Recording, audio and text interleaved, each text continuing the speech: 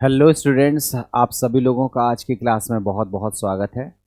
Student, जैसा कि आप सभी को पता है, हम लोग जिस चैप्टर के क्वेश्चंस को पढ़ रहे हैं उस चैप्टर का नाम है नाइट्रोजन कंटेनिंग ऑर्गेनिक कंपाउंड, जिसमें हम लोग स्पेशली अमाइंस और बेंजीन डाइजोनियम सॉल्ट्स को डीप में स्टडी किए हुए हैं और वही हम लोगों को पढ़ना भी है।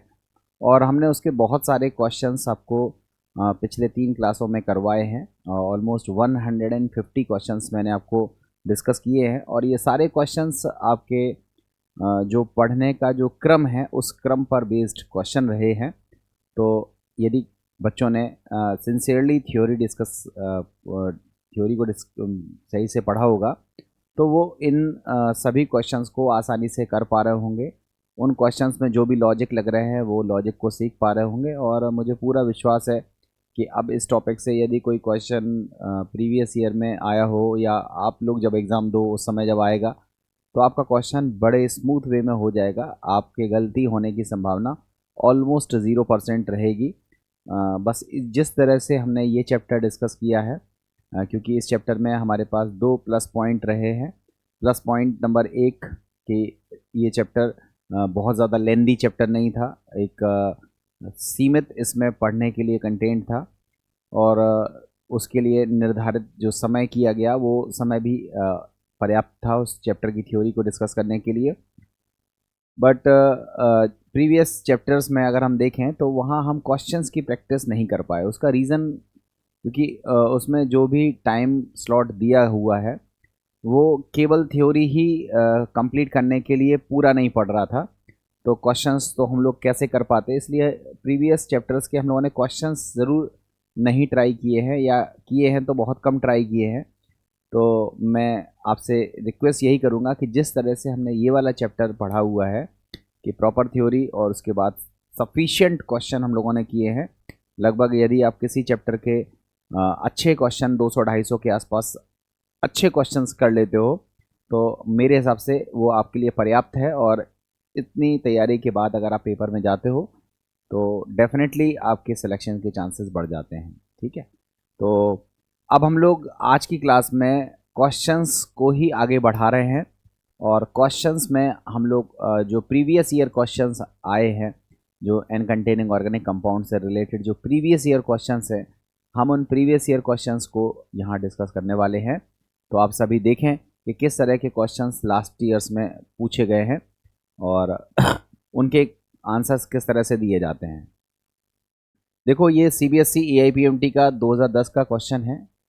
क्वेश्चन कह रहा है acetamide is treated with the following reagents separately, which one of these would yield methyl amine.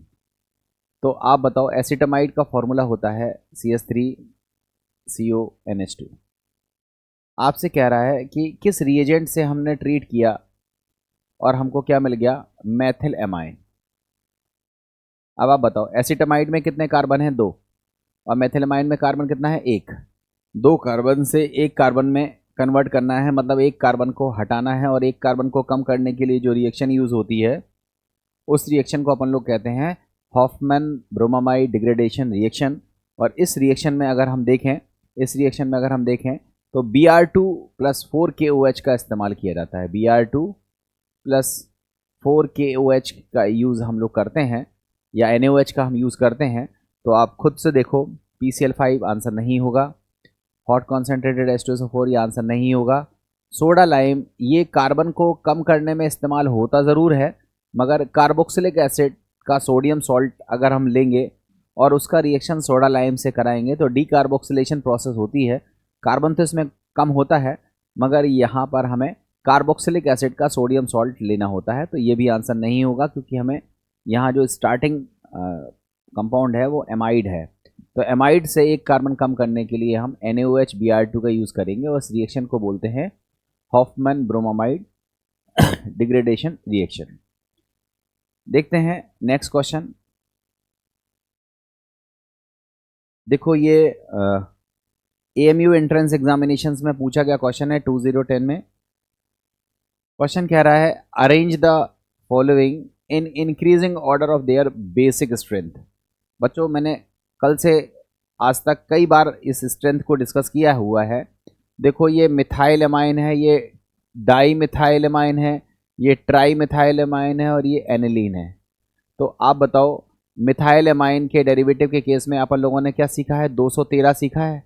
तो 213 that is di methyl amine सबसे ज़्यादा, फिर मिथाइल एमाइन, फिर ट्राई मिथाइल एमाइन और उसके लास्ट में एनिलीन रहेगा। उसके लास्ट में क्या रहता है? एनिलीन।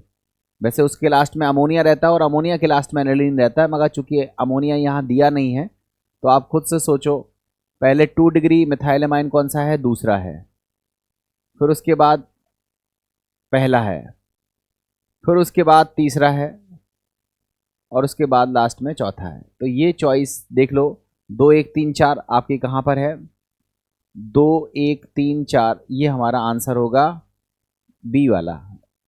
जो इंक्रीजिंग ऑर्डर है बेसिसिटी का या बेसिक स्ट्रेंथ का, वो आपका बी आंसर करेक्ट होगा।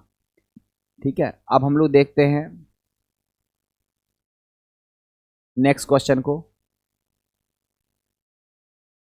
बच्चों बहुत सारे क्वेश्चंस आपको करने चाहिए, मैं आपको बार बार बोल रहा हूँ। इस चैप्टर से या इस चैप्टर के वीडियो से सबसे इम्पॉर्टेंट चीज़ जो आपको सीखनी चाहिए कि कितनी थ्योरी डिस्कस करनी है और कितनी प्रैक्टिस करनी है।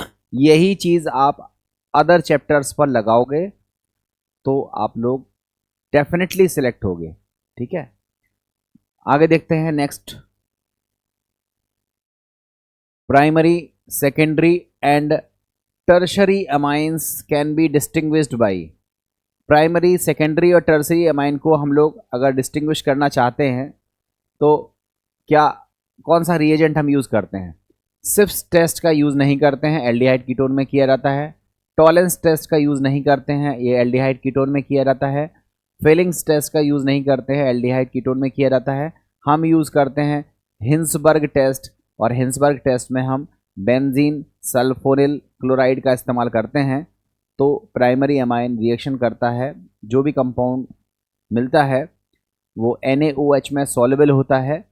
सेकेंडरी अमाइन हिंसबर्ग के साथ रिएक्ट तो करता है, मगर जो भी कंपाउंड मिलता है वो सॉल्युबल NaOH में नहीं होता है। And the same thing tertiary amine जो है वो तो हिंसबर्ग के साथ रिएक्शन ही नहीं करता है। हमने हिंसबर्ग टेस्ट आपको डिटेल में डिस्कस किया है, वही चीज़ है। तो यहाँ पर प्राइमरी, सेकेंडरी और टर्सरी अमाइन को डिस्टिंग्विश करने के लिए हम जिस रिएजेंट का यूज़ करते हैं उसका नाम होता है हिंसबर्ग टेस्ट। अब देखते हैं नेक्स्ट क्वेश्चन को। ये देखिए भारतीय विद्यापीठ में पूछा गया क्वेश्चन है ये। क्या क्वेश्चन है? Amines are basic in character because they have.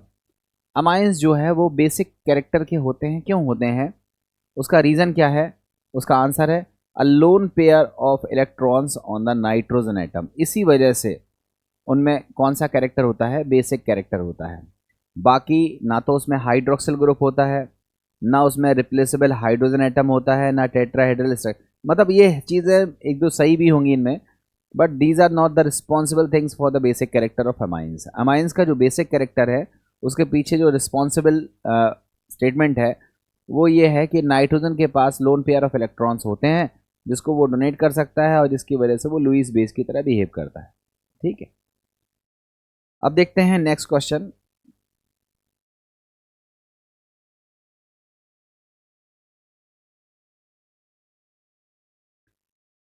देखो ये कॉमन एंट्रेंस टेस्ट में पूछा गया क्वेश्चन है। क्वेश्चन कह रहा है which of the following amines give yellow oily liquids with HNO2। मैंने ये क्वेश्चन आपको पिछली क्लासों में कराया हुआ है। मैंने आपको बताया है कि अगर हम एमाइंस की रिएक्शन HNO2 से कराते हैं तो जो प्राइमरी अमाइंस होता है वो HNO2 के साथ रिएक्शन करके अनस्टेबल एल्किल डाइएजोनियम सॉल्ट बनाता है, जो कि डिकम्पोज हो जाता है और फाइनली हम लोगों को एल्कोहल मिलता है। मतलब प्राइमरी अमाइन की रिएक्शन HNO2 से कराने पर हमको मिलता है एल्कोहल, मगर जब हम सेकेंडरी अमाइन की रिएक्शन HNO2 से कराते हैं तो नाइट्रोसो कंपाउंड मिलता है, जो कि ऑयली येलो कलर का लिक्विड टाइप का होता है और वही चीज़ आपसे यहाँ पूछी जा रही है, which of the following amines give yellow oily liquids with HNO2। HNO2 के साथ जो येलो ऑयली लिक्विड देता है वो कौन देता है? तो कहोगे सेकेंडरी अमाइन। और सेकेंडरी अमाइन का एग्जाम्पल खुद से चेक करो, इथाइल मिथाइल अमाइन। आप देखो, इथाइल मिथाइल अमाइन ये हमारा एक सेकेंडरी अमाइन है। तो इस चॉइस का ये आंसर होना चाहिए। अभी हम और चेक कर लेते हैं। एनिलीन ये तो हमारा प्राइमरी अमाइन है, ये आंसर तो कंफर्म बात है कि नहीं होगा। मिथाइल अमाइन, इसका स्ट्रक्चर देखो CH3NH2, ये भी प्राइमरी अमाइन है, ये भी आंसर नहीं होगा। इसको देख लेते हैं, 3 मिथाइल बेंजिल अमाइन। तो ये हमारे बेंजिल अमाइन ले लिया, ये हमारा बेंजिल अमाइन है, ये हमारा हो गया बेंजिल अमाइन। अब इसमें 1 2 3 तो ये 3 मिथाइल बेंजिल अमाइन, ये भी हमारा 1 डिग्री अमाइन है, तो ये भी आंसर नहीं होगा। जो 2 डिग्री अमाइन है वो ये ए वाला है। और 2 डिग्री अमाइंस जो होते हैं, सेकेंडरी अमाइंस जो होते हैं, उनकी जब रिएक्शन कराई जाती है नाइट्रस एसिड से तो हमें येलो ऑयली लिक्विड्स मिलता है, और इसका आंसर होगा वो ए होगा। नेक्स्ट क्वेश्चन को हम लोग देखते हैं, 6th क्वेश्चन को। जो एथिलेमाइन है उसकी रिएक्शन जब हम नाइट्रस एसिड से कराते हैं तो आपको पता है हमें मिलता है एथिल एल्कोहल, हमने अभी हल डिस्कस किया है। इस एल्कोहल की रिएक्शन जब हम PCl5 से कराएंगे तो हमको मिलता है एथिल क्लोराइड, और एथिल क्लोराइड की जब हम अमोनिया से कराते हैं तो हमको मिलता है एथिल एमीन। क्या मिलता है? एथिल एमीन, जिसमें फर्दर रिएक्शन भी होती है और आपको सेकेंडरी और टर्सरी अमाइन भी मिलता है। बट फिलहाल यहाँ पर जो हमसे पूछा गया है वो है एथिल अमाइन, तो जो हमारा सी होगा वो क्या होगा? Ethyl amine. आपसे पूछा है recognise the compound C form in the following reactions, तो इसका आंसर होगा ethyl amine. Answer C will be correct. तो इस तरह से ये क्वेश्चन पूछा गया है। देखो, कॉमन एंट्रेंस टेस्ट 2010 का क्वेश्चन है ये, और इस तरह से ये क्वेश्चन पूछा गया है। नेक्स्ट देखते हैं, अब हम बात करते हैं मणिपाल का 2010 का क्वेश्चन है। इस क्वेश्चन को देख लेते हैं। लिखा है acetamide and ethyl amine can be distinguished by reaction with. तो देखो, एसिटामाइड जो होता है उसका फॉर्मूला है CH3CONH2, ये अमाइड है, ठीक है। और दूसरा है आपके पास एथिल अमाइन। आप खुद से देखो, ये हमारा है अमाइन, ये हमारा है अमाइन, और स्पेशली कौन सा अमाइन है? 1 डिग्री अमाइन है। ये हमारे पास है अमाइड, और 1 डिग्री अमाइड है। तो अगर हमें डिस्टिंग्विश करना हो तो आप खुद से सोचो कि हम किसके साथ रिएक्शन कराएंगे, किसके साथ रिएक्शन कराने से हमारा जो डिस्टिंक्शन है वो पॉसिबल हो जाएगा। आप सोचो और बताओ, सोचें और बताएं 7th क्वेश्चन में क्या आंसर आएगा।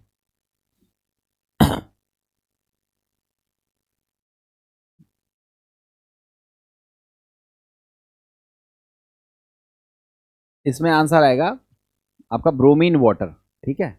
इसका जो आंसर होगा वो होगा ब्रोमीन वाटर। ब्रोमीन वाटर के साथ जब हम रिएक्शन कराएंगे तब डिफरेंट तरीके से इसमें रिएक्शन प्रोसीड होगी, और इसका जो आंसर होगा वो होगा ब्रोमीन वाटर। 7th का जो आंसर है वो आ रहा है डी, ठीक है, ब्रोमीन वाटर।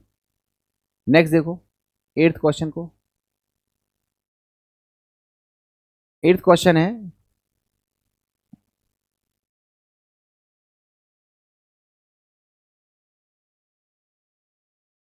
राजस्थान PMT 2010 का क्वेश्चन है, which of the following will not give primary amine. इनमें से कौन सा प्राइमरी अमाइन नहीं देगा?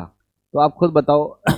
ये अमाइड है, इसकी रिएक्शन ये है हॉफमैन ब्रोमामाइड रिएक्शन, और इसमें आपको मिलता है मेथिल अमाइन। एक कार्बन कम हो जाता है मगर मिलता है प्राइमरी अमाइन, ठीक है।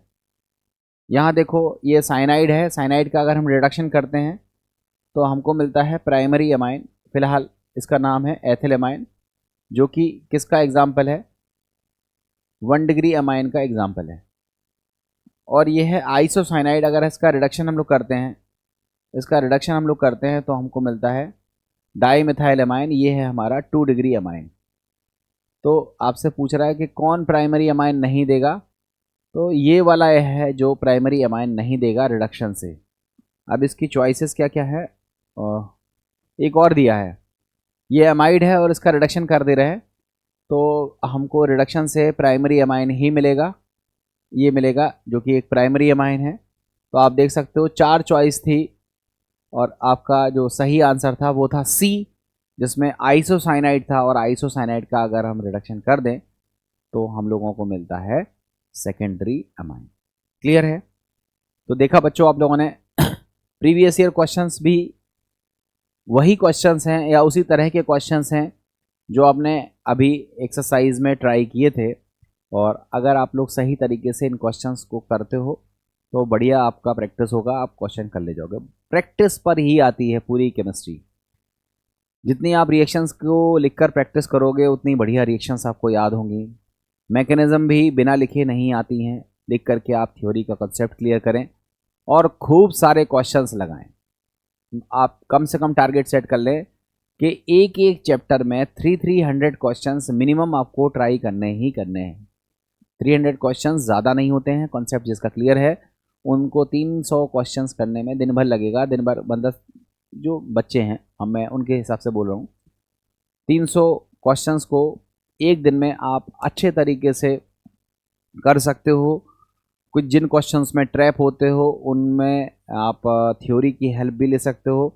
300 क्वेश्चन आप एक दिन में आराम से कर सकते हो। आप खुद से सोच लो 10 चैप्टर आपके क्लास कोर्स में है तो 10 दिन चाहिए। क्वेश्चंस की प्रैक्टिस करके जाइए, थ्योरी का एक एक रिवीजन कर लीजिए, क्वेश्चंस की प्रैक्टिस करिए और आप 10 दिन में परफेक्शन में आ जाएंगे कि आप लोग जब एग्ज़ाम दोगे तो आपके क्वेश्चंस आराम से होने लगेंगे। देखो देखते हैं next question. The main product of the reaction amide NaOH Br2। आपको अभी हाल बताया एसिटामाइड की रिएक्शन Br2 NaOH से कराएंगे, एक कार्बन कम हो जाएगा, answer will be methyl amine. Next देखते हैं 10th क्वेश्चन देखते हैं। Karnataka common engineering entrance test में क्वेश्चन पूछा गया। ये क्वेश्चन कह रहा है which of the following has the most nucleophilic nitrogen. Most nucleophilic nitrogen कौन सा होगा ये आपको बताना है। तो आप खुद से सोचें मोस्ट न्यूक्लियोफिलिक आंसर कौन सा होगा, इसमें सोच के बताएं। मोस्ट न्यूक्लियोफिलिक नाइट्रोजन कौन सा होगा? ठीक है, मोस्ट न्यूक्लियोफिलिक नाइट्रोजन आपका कौन सा होगा? तो आपका आंसर होगा सी। ठीक है, ये हमारा मोस्ट न्यूक्लियोफिलिक नाइट्रोजन होगा और बाकी न्यूक्लियोफिलिक कैरेक्टर को शो नहीं कर, मतलब कम शो करेंगे। ठीक है, 10th का आंसर होगा सी। नेक्स्ट देखते हैं।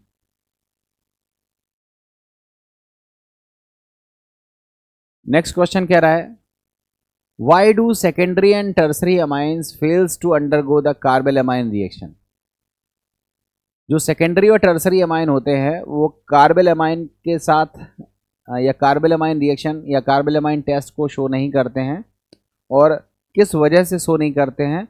तो उसका आंसर है they combine with chloroform to give stable compound. ये इसका सही आंसर है।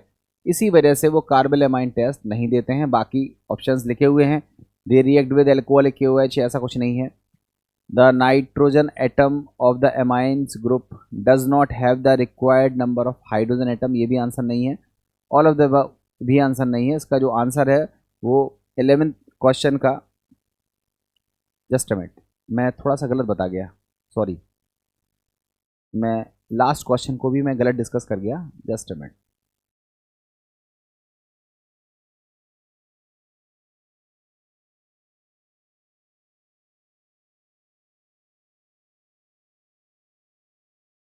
मैं गलत बता गया, सॉरी, मैं एक क्वेश्चन गलत पढ़ ले गया। मैं इसको रिपीट कर देता हूँ, तो सही कर देता हूँ, सॉरी,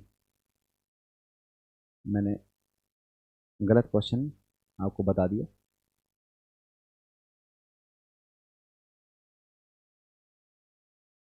देखो पहले मैं पिछले क्वेश्चन को थोड़ा सा सुधार दूं, जो मुझ पर गलत हो गया उसको मैं सही कर दे रहा हूं। देखो ये रहा, गलती कर दी, उस क्वेश्चन को पढ़ लो आपको पता चल जाएगा। ये रहा, एक्चुअली इसका आंसर ये नहीं होगा। क्यों नहीं होगा, इसका रीजन समझ लो। आपसे कह रहा है which of the following has the most nucleophilic nitrogen.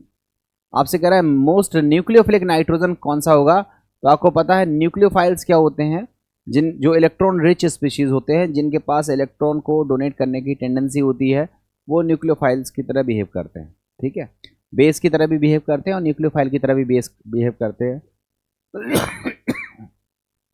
यहां जो नाइट्रोजन है वो रिंग में डीलोकलाइज हो रहा है, इसलिए इसकी न्यूक्लियोफिलिक कैरेक्टर कम होगी, ये आंसर नहीं होगा। यहां पर भी नाइट्रोजन रिंग के साथ अटैच है, ये रिंग में डीलोकलाइज हो रहा है, साथ ही साथ इसमें ये जो CO ग्रुप है ये, तो ये लोन पेयर यहाँ भी डीलोकलाइज हो जाता है, तो इसकी भी न्यूक्लियोफिलिक कैरेक्टर क्या हो जाती है, कम हो जाती है। तो C आंसर भी नहीं होगा, D आंसर भी नहीं होगा। ये आपका पायरोल है, इसमें जो लोन पेयर है वो पाई बॉन्ड फॉर्मेशन में हेल्प करता है, दैट मीन्स इसको हम एरोमेटिक कैरेक्टर में यूटिलाइज कर लेते हैं। तो ये भी lone pair free to donate नहीं होता है, तो ये भी न्यूक्लियोफिलिक कैरेक्टर को शो नहीं करता है।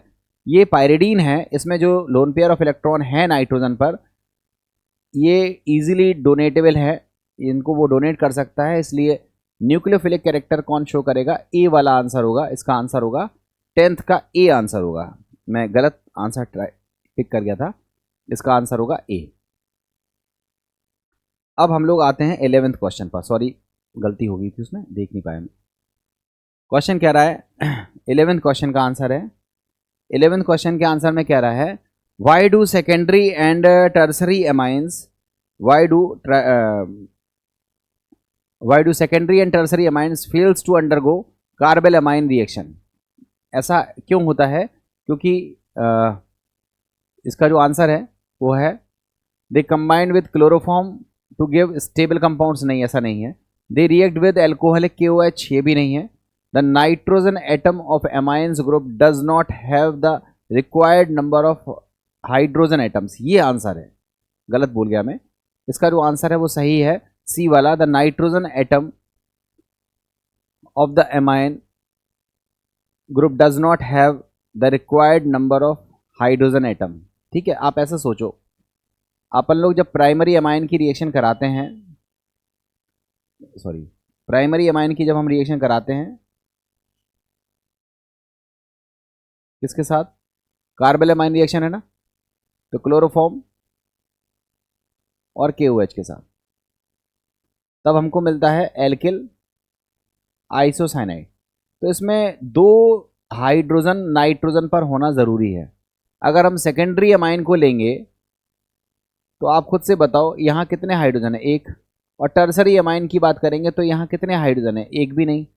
तो यहाँ पर नाइट्रोजन से हाइड्रोजनों की जो संख्या होती है वो उतनी नहीं होती है जितनी हमारे लिए ज़रूरत है। इसलिए जो सही आंसर है वो ये है, the nitrogen atom of the amine group does not have the required number of hydrogen atom. इसका आंसर होगा सी। ठीक है, इसका आंसर होगा सी। 11 का आंसर जो होगा वो होगा आपका सी। ठीक है, अब हम लोग देखते हैं नेक्स्ट क्वेश्चन।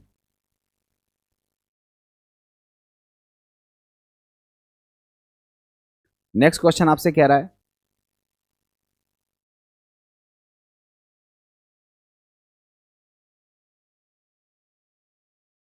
देखो, which of the following statements are correct. कौन सा स्टेटमेंट्स करेक्ट है। Aniline is stronger base than ethylamine, गलत है। एनिलीन तो एरोमेटिक एमीन होता है, इसकी बेसिक स्ट्रेंथ वैसे भी कम होती है। Aniline is stronger base than paramethoxy aniline, ये भी गलत है। पैरामेथॉक्सी जो ग्रुप होता है वो इलेक्ट्रॉन रिलीजिंग ग्रुप होता है, जिसकी वजह से एनिलीन का जो डेरिवेटिव होगा पैरामेथॉक्सी एनिलीन, उसकी बेसिक स्ट्रेंथ बढ़ जाएगी। सी वाले में aniline must be acetylated before nitration with an acid derivatives, ये सही स्टेटमेंट है। Aniline is soluble in ammonium hydroxide solution, नहीं ये सॉल्युबल नहीं होगा, एसिडिक सॉल्यूशन में सॉल्युबल होता है। तो इसका आंसर होगा सी। देखो समझना थोड़ा सा, आप एक एक करके स्टेटमेंट को देखो। Aniline is stronger base than ethylamine. सोच के देखो, ये हमारे पास है एनिलीन, ये हमारे पास है एनिलीन। इस एनिलीन में जो NH2 ग्रुप है, इसमें जो लोन पेयर है वो डीलोकलाइज हो जाता है, तो एनिलीन की जो बेसिक स्ट्रेंथ है वो क्या हो जाती है, घट जाती है। और जो एथिलेमाइन है, एथिलेमाइन के केस में क्या होता है कि जो एथिल ग्रुप होता है ये कौन सा इफेक्ट शो करता है, ये इफेक्ट शो करता है प्लस आई, और प्लस आई इफेक्ट की वजह से नाइट्रोजन पर लोन पेयर या नाइट्रोजन पर इलेक्ट्रॉन डेंसिटी बढ़ जाती है, इसलिए एथिलेमाइन स्ट्रांग होता है, एनिलीन स्ट्रांग नहीं होता है। और इसमें लिखा हुआ है aniline is a stronger base than ethylamine, तो ये स्टेटमेंट क्या हो गया, गलत। पहला स्टेटमेंट तो समझ में आ रहा होगा। दूसरे स्टेटमेंट को चेक कर लो, aniline is a stronger base than paramethoxy aniline, तो चेक करो, ये हमने बना दिया पैरामेथॉक्सी एनिलीन। देखो ये हमने क्या बना दिया, पैरामेथॉक्सी एनिलीन। तो पैरामेथॉक्सी एनिलीन में जो मेथॉक्सी ग्रुप है ये इलेक्ट्रॉन रिलीजिंग ग्रुप है, और इलेक्ट्रॉन रिलीजिंग ग्रुप जब भी एनिलीन से जुड़े होते हैं ये इसकी बेसिक स्ट्रेंथ को क्या कर देते हैं, बढ़ा देते हैं। तो पैरामेथॉक्सी एनिलीन स्ट्रॉन्गर होगा एनिलीन से, पैरामेथॉक्सी एनिलीन जो है वो स्ट्रॉन्गर होगा किससे, एनिलीन से। और यहाँ लिखा उल्टा है, लिखा क्या है, aniline is stronger base than paramethoxy aniline, तो ये भी गलत आंसर है। दो तो हो गए। अब aniline is soluble in ammonium hydroxide, aniline भाई खुद बेसिक नेचर की है, तो इसको डिसॉल्व होने के लिए एसिड मीडियम मिलेगा तो डिसॉल्व हो जाएगी सॉल्ट फॉर्मेशन से। बट एनिलीन को अगर बेस मिलेगा, अमोनियम हाइड्रोक्साइड बेस होता है, तो ये सॉल्युबल उसमें नहीं होती है, तो आपका डी आंसर भी नहीं है। अब आंसर करते हैं सी वाला चेक। सी वाले में चेक में लिखा है एनिलीन मस्ट बी एसाइलेटेड। आप लोगों ने नाइट्रेशन पढ़ा है, आपको याद होगा, हम लोग एनिलीन का रिएक्शन हम लोग किससे करते हैं, एसिटिल क्लोराइड से करते हैं। ये होता है एसिड का डेरिवेटिव, पिरिडीन की प्रेजेंस में करते हैं, और हमको क्या मिलता है, एसिटेनिलाइड मिलता है। क्या मिलता है, एसिटेनिलाइड मिलता है। और फिर इस एसिटेनिलाइड का हम लोग क्या करते हैं, नाइट्रेशन करते हैं। नाइट्रेशन का मतलब है हम रिएक्शन किससे कराते हैं, कॉन्सेंट्रेटेड H2NO3 से कराते हैं, कॉन्सेंट्रेटेड H2SO4 की प्रेजेंस में। और ऐसा कराने से आपको क्या मिलता है, ऑर्थो एंड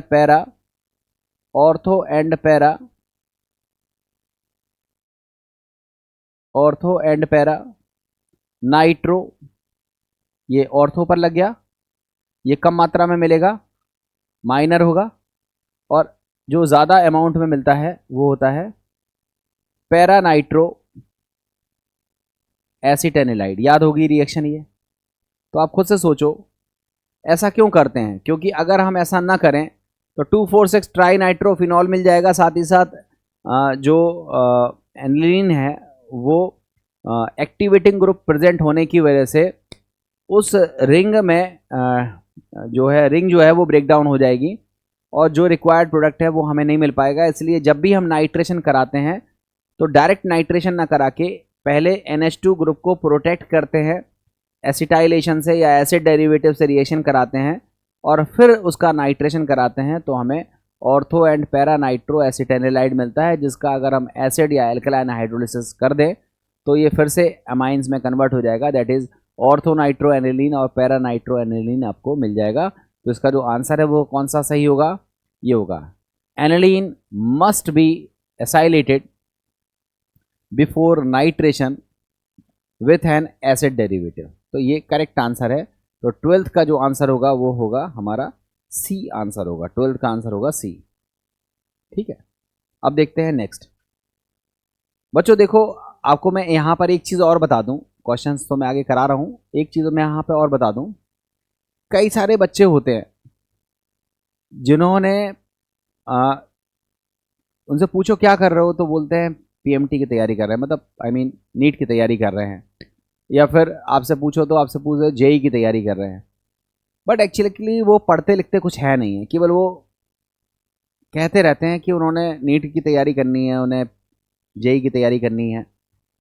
पढ़ना पड़ता है। कुछ बच्चे पढ़ते हैं नहीं है, डायरेक्टली क्वेश्चंस पे कूद जाते हैं, उन्हें कुछ समझ में नहीं आता है।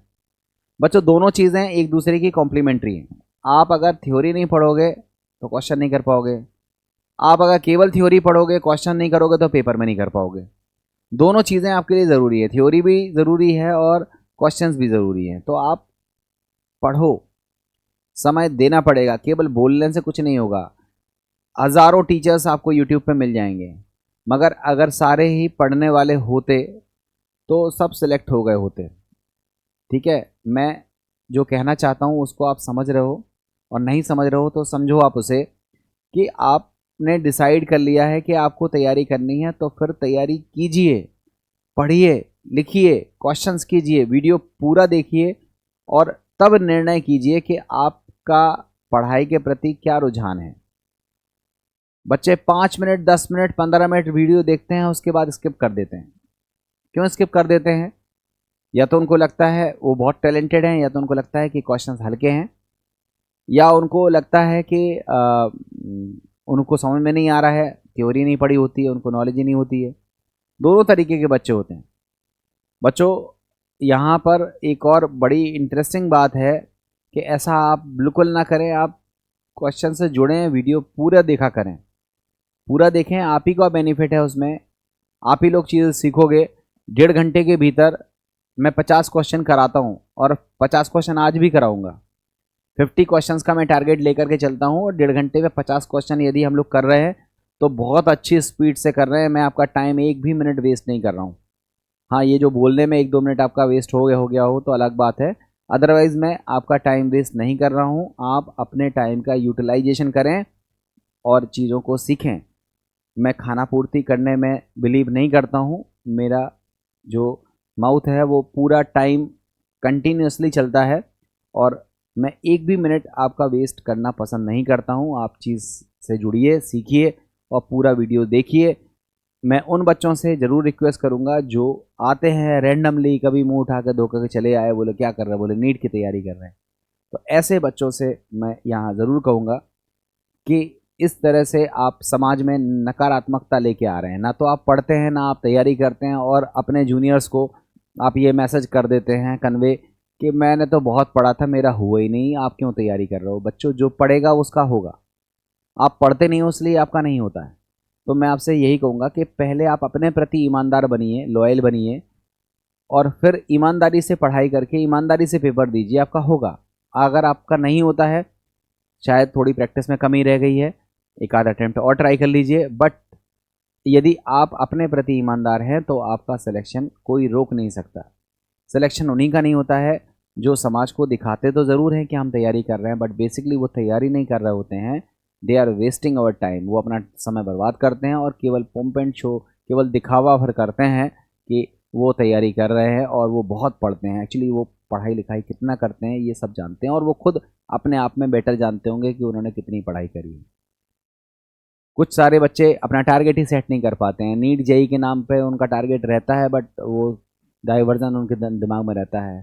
ठीक है, वो अपन लोग कहते हैं ना कि अंधकार और प्रकाश, अंधकार और प्रकाश में सकारात्मकता किसके अंदर है, तो प्रकाश के अंदर। पॉजिटिविटी किसके अंदर है, वो प्रकाश के अंदर है। और नेगेटिविटी किसके अंदर है, वो अंधकार के अंदर है।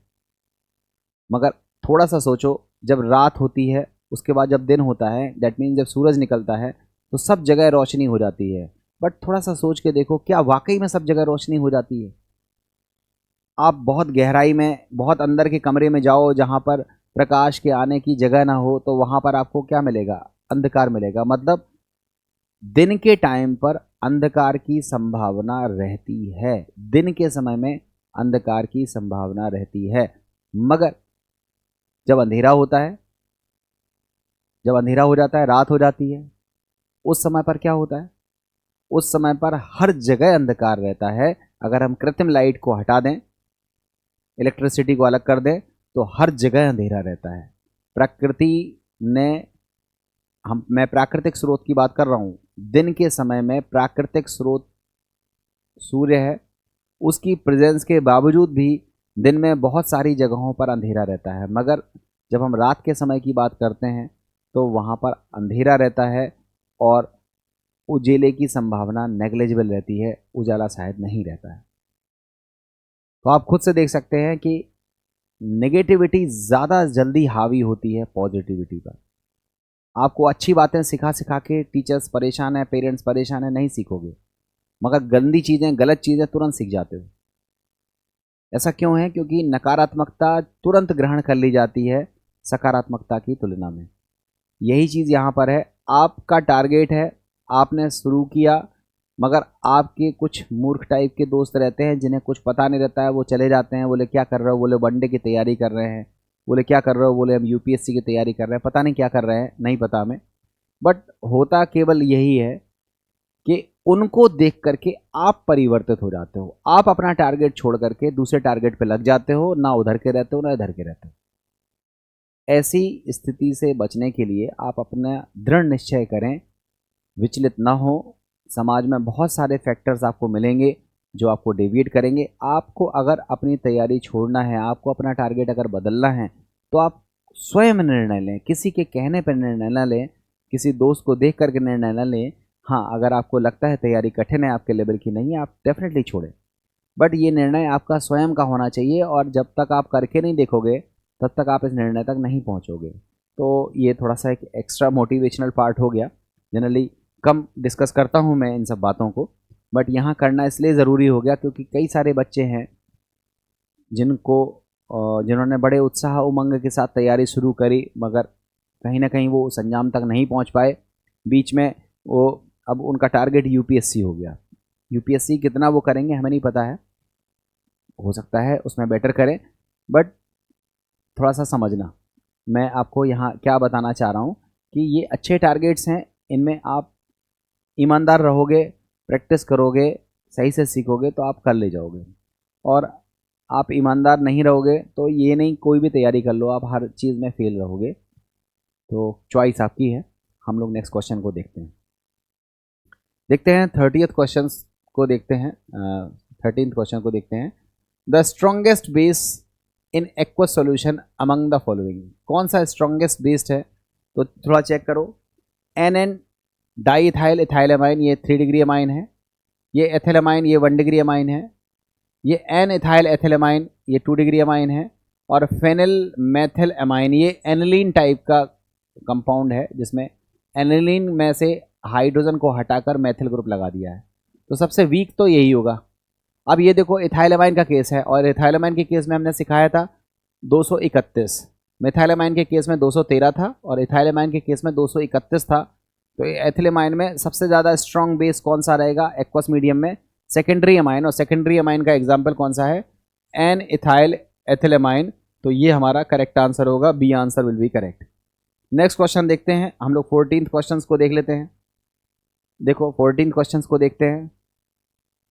क्या रहा है? Aniline is treated with bromine water, give an organic compound X which when treated with NaNO2 and HCl at 0 degree Celsius give water soluble compound Y. Compound Y on treatment with Cu2Cl2 HCl gives compound Z. The compound Z will be chlorobenzene. ठीक है, check कर लेते हैं। हमारे पास है aniline, और aniline की reaction हमने Br2 की वजह से कराई। Aniline is treated with bromine water to give an organic compound X. ठीक है, इसकी रिएक्शन हमने कराई ब्रोमीन वाटर से, और आपको मिला ऑर्थो एंड पैरा ब्रोमो रहता है, तो हमने मान लिया ये पैरा ब्रोमो एनिलीन हमको ज़्यादा मात्रा में मिल गया। ऑर्थो भी मिलेगा, मगर ऑर्थो की संभावना कम रहेगी, ऑर्थो कम मात्रा में मिलेगा। तो हमारा ये मेन प्रोडक्ट है, हम यहाँ से आगे बढ़ेंगे। अब कह रहा है इसकी रिएक्शन हमने करा दी किससे? NaNO2 HCl से, NaNO2 प्लस HCl से। तो आप बताओ यहाँ हमको क्या मिलेगा? बेंजीन डाइएजोनियम क्लोराइड मिलेगा, ये वाटर सॉल्युबल रहता है। कंपाउंड Y मिल गया, ये Y होगा। ठीक है, अब आगे क्या रहा है? कंपाउंड Y और ट्रीटेड विद Cu2Cl2। देखो Cu2Cl2 ये सेंडमायर रिएक्शन है। अगर हम इसकी रिएक्शन कराएंगे तो हमको N2Cl की जगह पे Cl आ जाना है, तो पैराब्रोमोक्लोरोबेंजीन ये हमको मिलेगा। क्या मिलेगा? पैराब्रोमोक्लोरोबेंजीन मिलेगा, ये मिलेगा। यहाँ पर मैं थोड़ा सा एक चीज़ बता दूँ, एक्चुअली यहाँ ब्रोमीन वाटर के साथ रिएक्शन कराई है, मैंने थोड़ा सा यहाँ गलत लिख दिया। हमको 2,4,6 ट्राई ब्रोमो फिनॉल मिलेगा। यहाँ जो कंपाउंड मिलेगा वो होगा हमारा 2,4,6 ट्राई ब्रोमो फिनॉल। देखो ये जो कंपाउंड है ये वाइट पीपीटी मिलता है 2,4,6 ट्राई ब्रोमो फिनॉल, यहाँ भी मिलेगा 2,4,6 ट्राई ब्रोमो फिनॉल, और लास्ट में 2,4,6 ट्राई ब्रोमो क्लोरोबेंजीन। ये हमारा रिजल्ट होगा। तो इसका जो सही आंसर होगा वो होगा सी। इसका जो आंसर होगा वो सही कौन सा होगा? सी आंसर होगा 2,4,6 ट्राई ब्रोमो क्लोरोबेंजीन। ये हमारा आंसर होगा। 14th का जो आंसर होगा वो सी होगा। ठीक है, गुड, ये आंसर है। एनिलीन की रिएक्शन हम ब्रोमीन वाटर से कराते हैं, 2,4,6 ट्राई ब्रोमो एनिलीन मिलती है। चूँकि ये हैवीली एक्टिवेटिंग ग्रुप होता है, इसकी एक्टिवेटिंग पावर बहुत ज़्यादा होती है, इसलिए 2,4,6 ट्राई ब्रोमो एनिलीन मिलती है। और NaNO2 HCl से जब हम डाईएज़ोटाइजेशन कराते हैं तो NH2 ग्रुप बदल जाता है डाइजोनियम में, और फिर सेंडमायर रिएक्शन से क्लोरो ग्रुप डेवलप हो जाएगा, एंड फाइनल प्रोडक्ट मिलेगा 2,4,6 ट्राई ब्रोमो क्लोरोबेंजीन। इस तरह से हमारा आंसर होगा। अब देखते हैं नेक्स्ट क्वेश्चन। नेक्स्ट क्वेश्चन को देखो और करके बताओ क्या आंसर आएगा नेक्स्ट क्वेश्चन में। क्वेश्चन कह रहा है anilinium hydrogen sulphate on heating with sulphuric acid gives sulphanilic acid. ये रहेगा। देखो रिएक्शन पढ़ी होगी आपने। ये हमारे पास है एनिलीनियम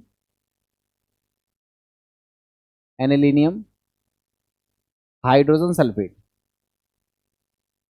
ये कब बनता है? ये बनता है जब एनिलीन की रिएक्शन हम सल्फ्यूरिक एसिड से कराते हैं। मतलब जब हम एनिलीन का सल्फोनेशन कराते हैं तो पहले यही बनता है, और फिर इसी जो ये सब्सटेंस हमारा बना है इसको बोल रहे हैं anilinium hydrogen sulphate on heating with sulphuric acid.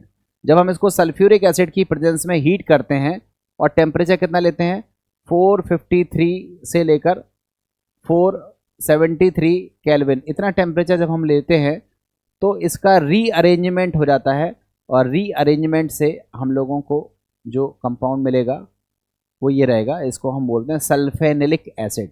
तो हमारा जो आंसर होगा वो होगा sulphanilic acid. Answer C will be correct.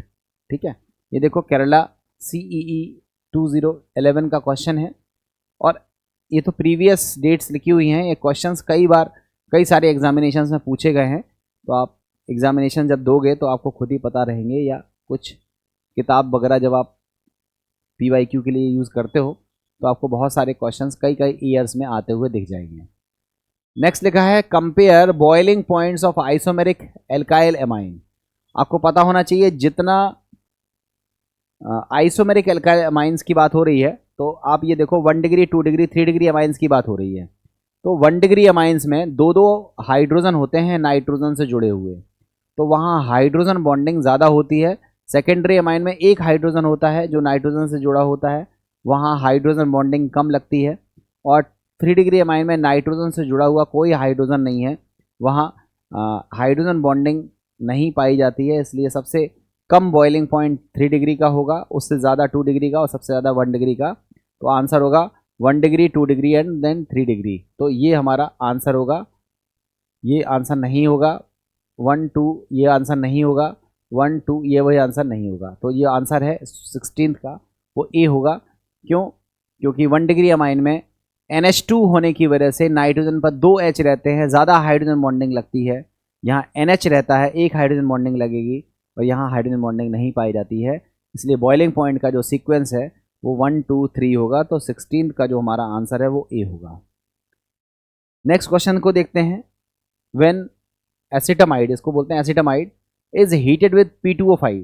P2O5 dehydrating agent होता है, और अगर हम P2O5 के साथ इसको हीट कर देते हैं, अगर हम P2O5 के साथ इसको हीट कर देते हैं तो इसमें से वाटर मॉलिक्यूल निकल जाता है, और हमको मिलेगा CH3CN, इसको हम बोलते हैं मेथिल साइनाइड।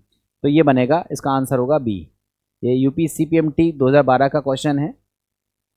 इस तरह से ये बनेगा। नेक्स्ट क्वेश्चन देखते हैं।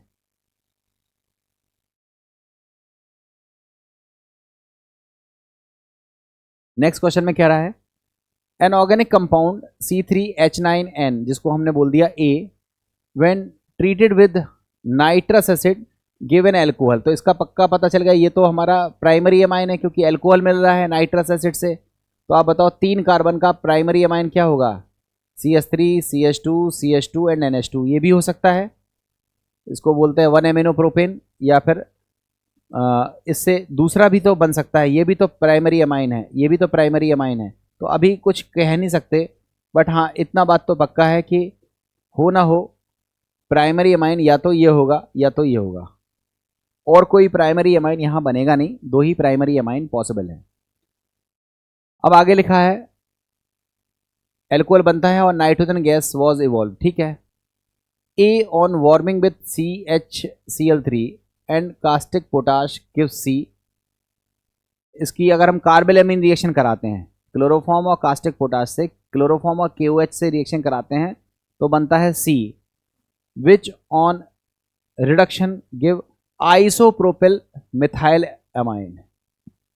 इससे हम लोगों को, अगर हम इसकी रिएक्शन कराते हैं कार्बेलेमाइन रिएक्शन CHCl3 और KOH के साथ रिएक्शन कराते हैं तो हमको मिलेगा CH3 CH2 CH2 NC। और अगर हम इसका रिडक्शन कर दें तो मिलेगा CH3 CH2 CH2 NHCH3, तो मिलेगा N मिथाइल प्रोपेलेमाइन। और अगर इस वाले कंपाउंड का अगर हम कार्बेलेमाइन रिएक्शन करा दें, क्लोरोफॉर्म और KOH के साथ रिएक्शन करा दें, तो यहाँ हमको मिलेगा CH3 और यहाँ रहेगा NC। और जब हम इसका रिडक्शन कराएंगे तो हमको मिलेगा CH3 CH CH3 NH and CH3, इसको बोलेंगे मैथिल आइसोप्रोपिल एमाइन। तो यही कह रहा है, क्या मिलता है, आइसोप्रोपिल मैथिल एमाइन, ये बनता है। तो predict the structure of A, तो A का स्ट्रक्चर ये होगा, इसको हम बोलेंगे 2 एमिनो प्रोपेन या प्रोपेन 2 एमाइन, ये इसका स्ट्रक्चर होगा। तो आप चेक करो A तो आंसर, हाँ यही होगा, ये आंसर होगा A will be the answer, इसका आंसर होगा A, ठीक है। सेकेंडरी एमाइन, टर्सरी एमाइन हो नहीं सकता, सेकेंडरी एमाइन हो नहीं सकता, और प्राइमरी एमाइन में ये वाला एमाइन हो नहीं सकता। तो इसके 4 चॉइस है, इसमें जो आंसर है वो A answer will be correct. तो 18th का आंसर होगा A। देखते हैं नेक्स्ट क्वेश्चन।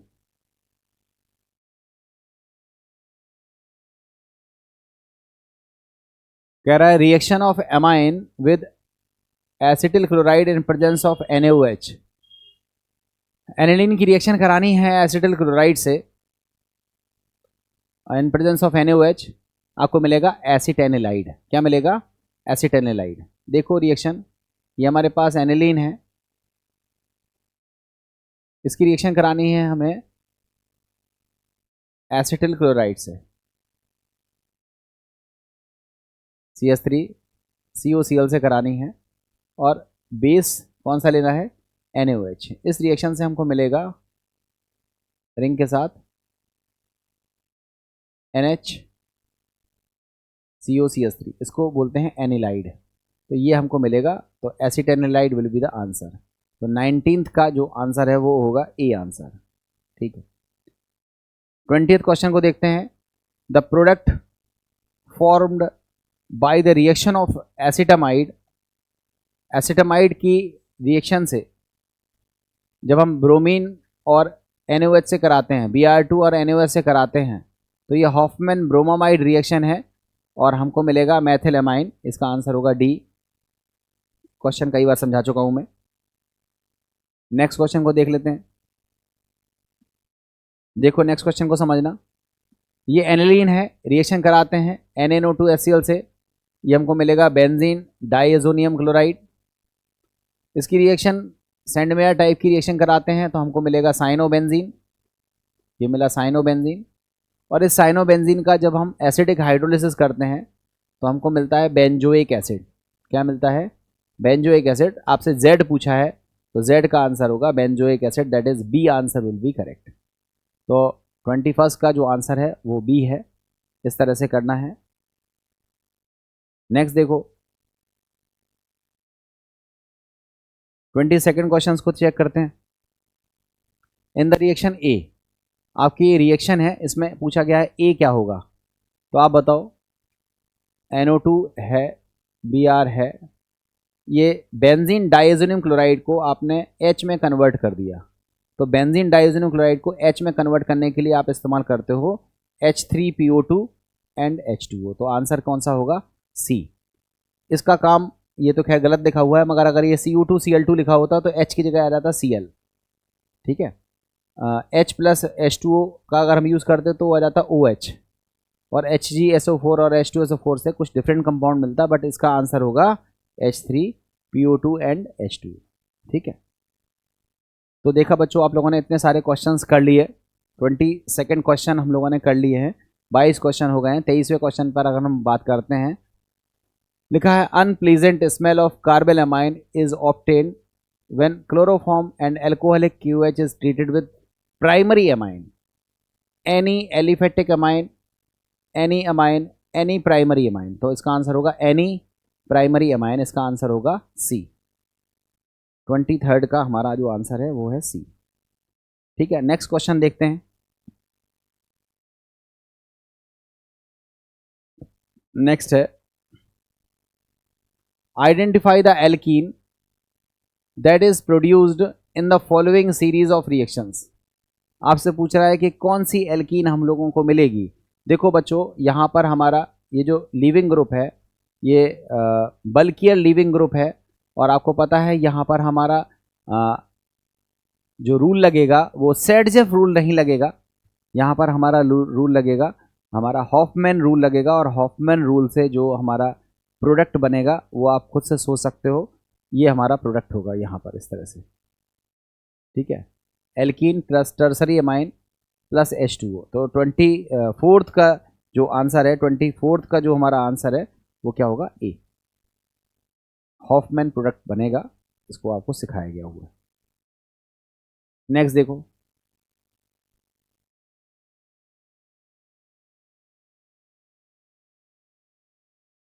देखो इसे, एन ऑर्गेनिक कंपाउंड X, कोई X कोई कंपाउंड है, having molecular formula C4H11N, C4H11N, ये कोई मॉलिक्यूलर फॉर्मूला है जिसका नाम है A, reacts with paratoluene sulphonyl chloride, मतलब हिंसबर्ग टाइप का रिएजेंट है, उसके साथ रिएक्शन होती है, form compound Y is soluble in aqueous KOH। Soluble है, दैट मीन्स ये कौन सा अमाइन है? 1 डिग्री अमाइन है। ये कौन सा अमाइन है? 1 डिग्री अमाइन है। Compound X is optically active, और ये ऑप्टिकली एक्टिव है। ऑप्टिकली एक्टिव का मतलब है इसमें कायरल कार्बन है। तो एक ऐसा कार्बन जिसमें NH2 ग्रुप भी हो और वो ऑप्टिकली एक्टिव भी हो, तो ऑप्टिकली एक्टिव कब होगा? जब एक तरफ एथिल ग्रुप लगा हुआ है, एक तरफ कौन सा ग्रुप लगा हुआ है? एथिल, एक तरफ कौन सा ग्रुप लगा हुआ है? मैथिल, और एक तरफ कौन सा लगा हुआ है? हाइड्रोजन। तो ये वाला कार्बन कैसा है? अनसिमेट्रिकल कार्बन है। And react with acetyl chloride to form compound Z। ठीक है, और इस कंपाउंड की रिएक्शन अगर हम एसिटिल क्लोराइड से कराते हैं, किसके साथ कराते हैं? एसिटिल क्लोराइड के साथ कराते हैं, तो ये HCl निकल जाएगा, और आपका जो कंपाउंड मिलेगा वो होगा C2H5CH3, ये होगा C2H5CH3 CHNHCOCH3। आपका जो आंसर होगा वो होगा बी। चेक कर लो, ये वाला आंसर जो है वो यहाँ लिखा है। तो आपसे पूछ रहा है Z कौन सा होगा, तो Z आपका ये होगा। 25th का जो हमारा आंसर है वो होगा बी। ठीक है, और भी चेक कर लो, ये आंसर्स नहीं होंगे, चेक कर लो, ये आंसर नहीं है आपके। तो जो आंसर है वो बी आंसर है, आप चेक कर सकते हो। ठीक है, नेक्स्ट देखते हैं 26 क्वेश्चन को।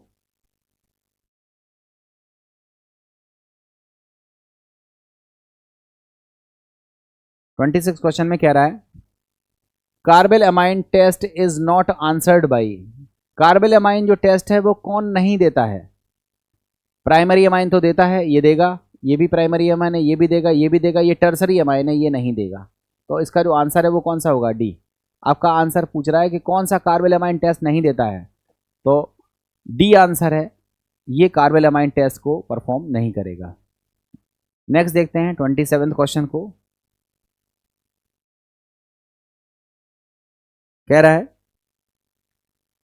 The reagent that is use for distinguish between secondary amine and tertiary amine. Secondary और टर्सरी अमाइन को डिस्टिंग्विश करने के लिए हम किसका इस्तेमाल करेंगे? देखो ल्यूकास का तो यूज़ करते नहीं है, ये अल्कोहल में यूज़ होता है। ये क्लोरोफॉर्म और अल्कोहलिक QH ये कार्बल अमाइन रिएक्शन है, प्राइमरी अमाइन देता है। उसके बाद पैराटोलुइन सल्फोनिल क्लोराइड के साथ रिएक्शन टेस्ट की जा सकती है और ये रिएजेंट हमारा इस्तेमाल होता नहीं है। तो 27 का जो हमारा आंसर होगा वो होगा ए। आपको पता है पैराटोलुइन सल्फोनिल क्लोराइड ये हिंसबर्ग टाइप का रिएजेंट है। सेकेंडरी अमाइंस जो है वो इसके साथ रिएक्शन करेंगे और जो कंपाउंड बनेगा वो NaOH में सॉल्युबल नहीं होगा, और टर्सरी अमाइंस तो इसके साथ रिएक्शन ही नहीं करेंगे। इस तरह से सेकेंडरी और टर्सरी अमाइन को डिस्टिंग्विश करने के लिए हम इस रिएजेंट का यूज़ कर सकते हैं। अब देखते हैं next question. Which of the following isomeric amines has highest boiling point. आपको बताया प्राइमरी का बॉइलिंग पॉइंट ज़्यादा होता है। ये सेकेंडरी अमाइन है, ये सेकेंडरी अमाइन है, ये टर्सरी अमाइन है और ये प्राइमरी अमाइन है। प्राइमरी अमाइन में नाइट्रोजन से दो दो हाइड्रोजन जुड़े हुए हैं, यहाँ पर ज़्यादा हाइड्रोजन बॉन्डिंग एक्सटेंट होगा और यहाँ पर बॉइलिंग पॉइंट ज़्यादा होगा। तो 28 का हमारा आंसर होगा वो डी होगा। नेक्स्ट देखते हैं 29 क्वेश्चन को देखते हैं।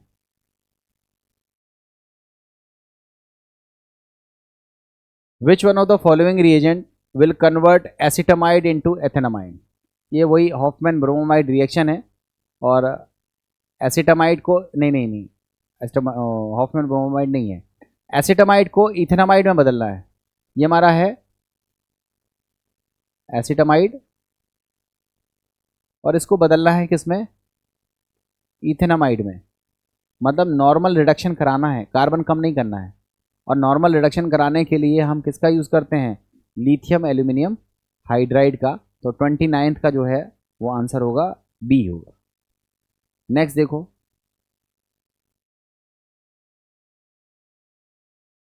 नेक्स्ट क्वेश्चन है the source of nitrogen in Gabriel synthesis amine. आप बताओ गैब्रियल सिंथेसिस में जो नाइट्रोजन आता है वो कहाँ से आता है? ये आपका है ना पोटेशियम थैलामाइड से। तो इसका आंसर होगा डी। ये करा चुका हूं मैं आपको, ठीक है। नेक्स्ट क्वेश्चन है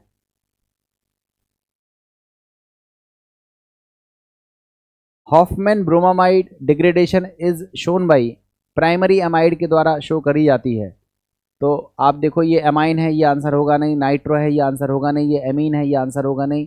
ये वाला है प्राइमरी अमाइड और ये हमारी हॉफमैन ब्रोमामाइड डिग्रेडेशन रिएक्शन को शो करेगा। तो 31 का आंसर होगा बी। ये आपसे पूछा गया था, ये आपका आंसर हो गया।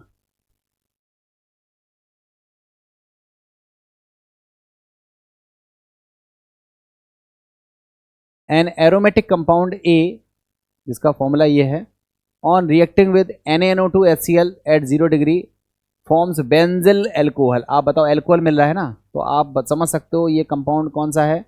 ये कंपाउंड है आपका जो ए है, वो कंपाउंड कैसा है? C6H5CH2NH2 ये होगा, बेंजिल अमीन होगा। जिसका रिएक्शन NaNO2HCl से कराओगे तो आपको बेंजिल एल्कोहल मिलेगा। आगे लिखा है एंड नाइट्रोजन गैस, ठीक है। The number of isomers possible for the compounds. इसमें कितने आइसोमर्स इसके बन सकते हैं? तो आप खुद से चेक करो और बताओ कि कितने आइसोमर्स बन सकते हैं, ठीक है। इसमें 7 आइसोमर्स बनना चाहिए। 32 का जो आंसर है वो 5 है।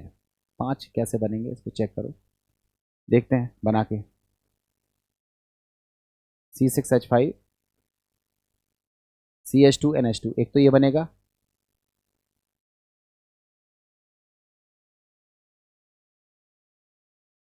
एक ये बनेगा, एक ये बनेगा,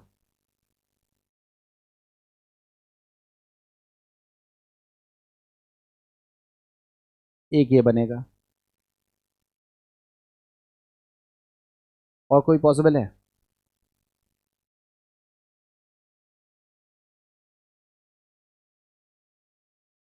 एक और पॉसिबल है,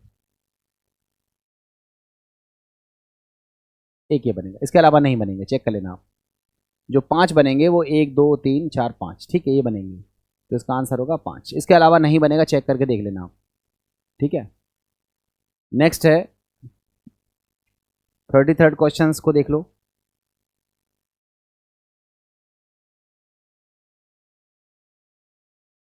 the correct sequence of the reaction to be performed convert benzene into metabromoaniline. Metabromoaniline में कैसे बनाते हैं हम बेंजीन से, बेंजीन को मेटाब्रोमोएनिलीन में कैसे बनाते हैं, तो पहले हम करते हैं नाइट्रेशन, फिर करते हैं ब्रोमिनेशन, फिर करते हैं रिडक्शन। तो पहले करते हैं नाइट्रेशन, फिर ब्रोमिनेशन, फिर रिडक्शन। कैसे, चेक कर लो। ये हमारे पास है बेंजीन, इसका हम करते हैं concentrated HNO3 and concentrated H2SO4 के साथ नाइट्रेशन, तो मिलता है नाइट्रोबेंजीन। इसका हम करते हैं ब्रोमिनेशन, तो मिलता है मेटाब्रोमो नाइट्रोबेंजीन, क्योंकि ये मेटा डायरेक्टिंग ग्रुप है। और फिर अगर हम SnHCl या FeHCl से रिडक्शन कर दें तो ये जो NO2 ग्रुप है ये कन्वर्ट हो जाता है NH2 में, और आपको मिलती है मेटाब्रोमोएनिलीन।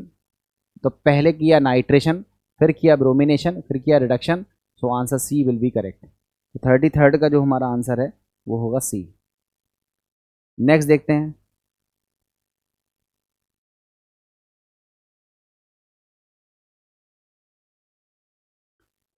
विच of the following will be most stable. इनमें से सबसे ज़्यादा स्टेबल कौन सा होगा, तो आपको पता है एलिफेटिक डाइओजोनियम क्लोराइड अनस्टेबल होते हैं, ये बेंजीन डाइओजोनियम क्लोराइड है, ये स्टेबल होगा। ये एलिफेटिक है, स्टेबल नहीं होगा, ये भी एलिफेटिक टाइप का ही है, ये भी स्टेबल नहीं होगा। तो सबसे ज़्यादा स्टेबल होता है एरोमेटिक डाइओजोनियम सॉल्ट, जो है वो ज़्यादा स्टेबल होते हैं। तो 34th का जो आंसर होगा वो होगा हमारा बी। नेक्स्ट देखते हैं, in pyrrole the electron density is maximum. Pyrrole में जो इलेक्ट्रॉन डेंसिटी है वो मैक्सिमम कहाँ पर है, ये आपको बतानी है। पायरोल में इलेक्ट्रॉन डेंसिटी कहाँ पर है, तो 2 पर और 5 पर है, क्योंकि ये लोन पेयर ऑफ इलेक्ट्रॉन जो है वो फटाक से डोनेट होगा और लास्ट में ये इधर पे आएगा। तो 2 और 5 नंबर पर इलेक्ट्रॉन डेंसिटी ज़्यादा होगी, तो आंसर होगा डी, दैट इज 2 and 5। ठीक है, नेक्स्ट देखो,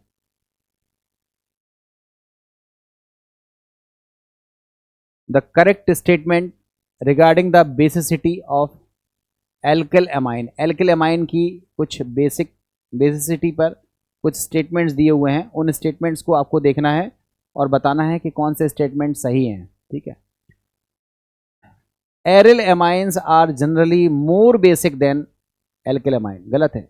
एरिल एमाइंस मोर बेसिक नहीं होते हैं, लेस बेसिक होते हैं। Aryl amines are generally more basic than alkyl amine, तो मोर बेसिक तो नहीं होते हैं। Aryl amines are generally more basic than alkyl amine, ये भी आंसर नहीं है। Aryl amines are generally less basic than alkyl amine, ये आंसर सही है। अब बिकॉज तो आप पढ़ ही लेना, आपको वैसे ही पता होना चाहिए कि एरिल एमाइन की जो बेसिक नेचर है वो कम होती है एल्किल एमाइन से। Aryl amines are generally less basic than alkyl amines. आगे लिखा है because the lone pair of electrons on nitrogen is delocalised by interaction with the aromatic ring pi electron system, तो इसका आंसर होगा D. ठीक है, तो 36 का जो हमारा आंसर है वो है डी। ठीक है, नेक्स्ट क्वेश्चन की तरफ देखते हैं हम लोग।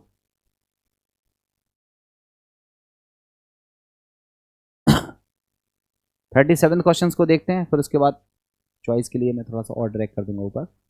The given nitrogen containing aromatic compound A reacts with SnHCl followed by HNO2, give an unstable compound B. B on treatment with phenol form a beautiful colored compound C. With the molecular formula this the structure of compound A is. ठीक है, आप खुद बताओ ए compound क्या होगा, nitrobenzene. अब check करो, nitrobenzene को हम पहले रिडक्शन करेंगे तो मिलेगा एनिलीन। एनिलीन की रिएक्शन HNO2 से करेंगे तो मिलेगा बेंजीन डाइएजोनियम सॉल्ट जो कि होगा बी। और उस बी की रिएक्शन जब फिनॉल से कराएंगे तो मिलेगा पैरा हाइड्रोक्सी एजोबेंजीन जो कि ऑरेंज कलर की डाई होती है और वही बनेगी। तो इसका आंसर होगा बी होगा आंसर, दैट इज नाइट्रोबेंजीन से अगर हम शुरुआत करेंगे तो लास्ट में आपको इस मॉलिक्यूलर फॉर्मूले तक पहुंचना समझ में आ जाएगा कि कैसे बनता है। डिटेल रिएक्शन हम आपकी डिस्कस कर चुके हैं, ये क्वेश्चंस मैं आपको थ्योरी के दौरान बता चुका हूं। ठीक है, नेक्स्ट देखो 30th क्वेश्चन को देख लेते हैं। Consider the reaction this one plus NaCN। आप बताओ, साइनोबेंजीन मिलेगा और साइनोबेंजीन NaBr, सॉल्वेंट यूज। आप बताओ इसमें कौन सा सॉल्वेंट हम यूज़ करेंगे, इसमें हम कौन सा सॉल्वेंट यूज़ करेंगे।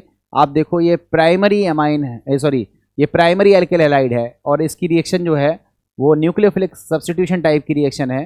तो आपको पता है SN1 रिएक्शन अगर हम कराते हैं तो हम पोलर प्रोटिक सॉल्वेंट का यूज़ करते हैं, और पोलर प्रोटिक सॉल्वेंट जो है वो इसमें हमें कौन सा यूज़ करना चाहिए, थोड़ा सोच के बताओ। 38th का जो आंसर है वो सोच के बताओ कि कौन सा हमें यूज़ करना चाहिए।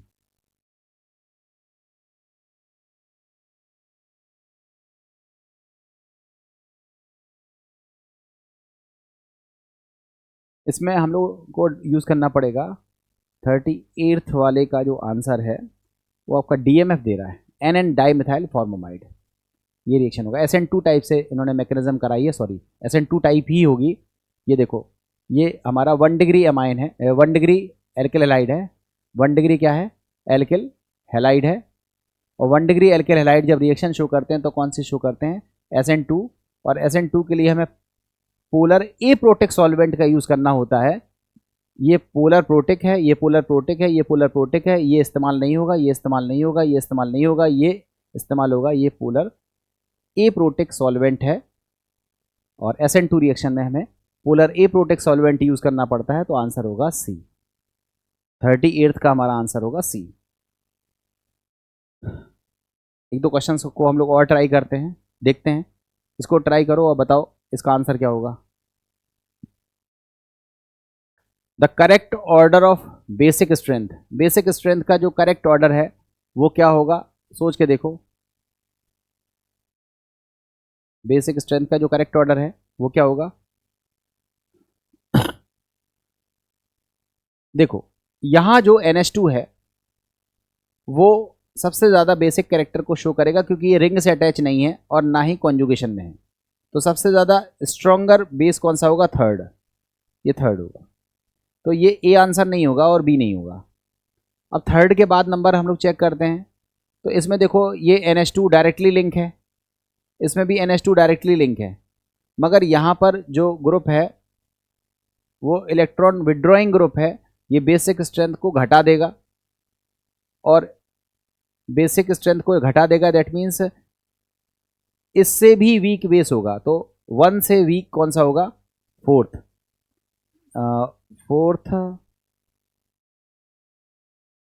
थर्ड,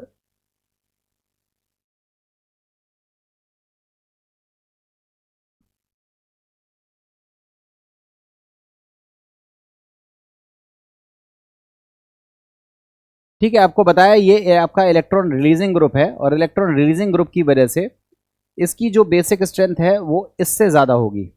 तो आप खुद से देखो, फोर्थ की ज़्यादा है और फर्स्ट की कम है, फोर्थ की ज़्यादा है फर्स्ट की कम है, फोर्थ की ज़्यादा है फर्स्ट की कम है। तो अभी तक तो हमारे दोनों आंसर मैच कर रहे हैं। अब इसमें देखो ये जो ग्रुप है इसमें NHCO के साथ कॉन्जुगेशन में है, तो इसकी जो बेसिक स्ट्रेंथ है वो क्या हो जाएगी, कम हो जाएगी। तो ये आंसर होगा, ये डी, इसका आंसर होगा डी। ठीक है, इस तरह से किया जाएगा।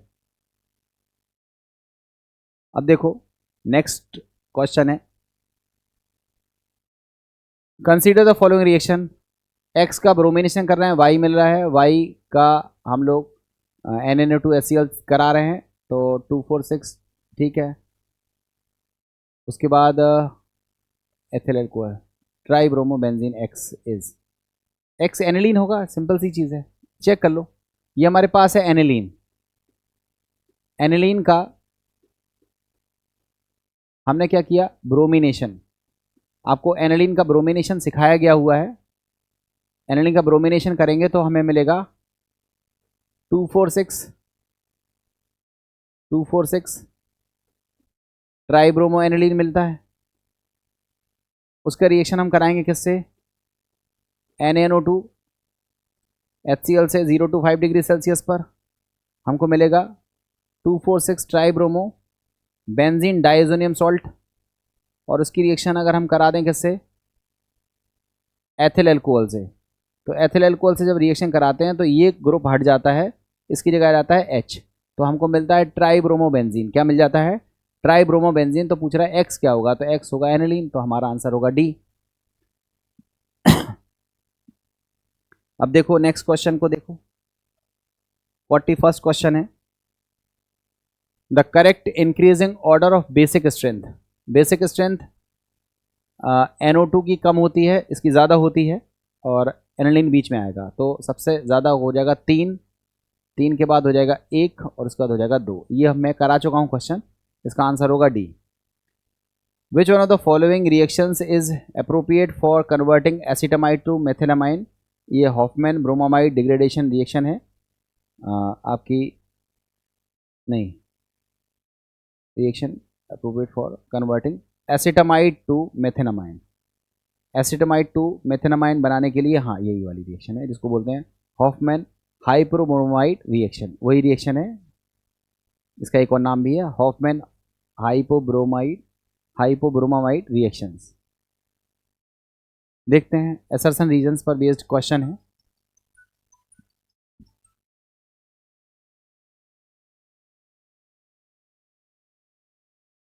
ठीक है, 43rd क्वेश्चन को देखो, असर्शन और रीजन वाला क्वेश्चन है ये। असर्शन दिया हुआ है, aniline on reaction with NaNO2 HCl at 0 degree Celsius followed by coupling reaction with beta naphthol gives dark blue coloured precipitate. ठीक है, और रीजन दिया हुआ है, the colour of the compound form in the reaction of aniline with NaNO2 HCl at 0 degree Celsius followed by coupling reaction with beta naphthol is due to the extended conjugation। ठीक है, तो आपका A incorrect है और R जो है वो सही है, इसका आंसर होगा C। 43rd का जो है वो हमारा आंसर होगा, वो होगा C। इस तरह से बच्चों क्वेश्चंस करने होते हैं। एक आध क्वेश्चंस को हम लोग और देख लेते हैं।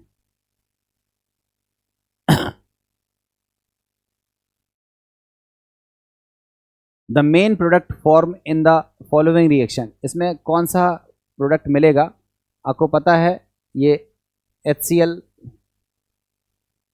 निकलेगा, और इसमें जो 44th का जो हमारा आंसर होगा, 44th का जो हमारा आंसर होगा वो होगा हमारा एनिलाइट टाइप का कंपाउंड होगा, और ये इसका आंसर होगा ए।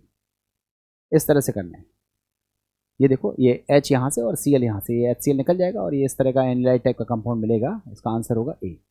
तो बच्चों देखो मैंने 44th क्वेश्चन तक डिस्कस कर दिए हैं, और मुझे लगता है कि इतने क्वेश्चंस आपको याद दिलाने के लिए पर्याप्त हैं कि पेपर में क्वेश्चंस कैसे आते हैं और उन क्वेश्चंस को कैसे सॉल्व करते हैं। तो आप लोगों को दिक्कत नहीं होनी चाहिए अब, और मुझे पूरा विश्वास है कि अगर आप लोग इतनी चीज़ पढ़ के जाते हो जितना मैंने आपको कराया है, और उसके अलावा आप लोग कोई भी नया क्वेश्चन ट्राई करते हो तो आप कर ले जाओगे। और यहीं पर मैं इस चैप्टर को पूरी तरह से क्लोज़ करता हूँ। अब नेक्स्ट चैप्टर में जो भी हमारे लिए क्लासें बताई जाएंगी उसके अकॉर्डिंग हम लोग प्लानिंग करेंगे। तो फिलहाल ये चीज़ मैं यहाँ पर क्लोज़ कर रहा हूँ। आपसे अब नेक्स्ट क्लास में फिर से मुलाकात होगी। अभी के लिए फ़िलहाल थैंक यू वेरी मच।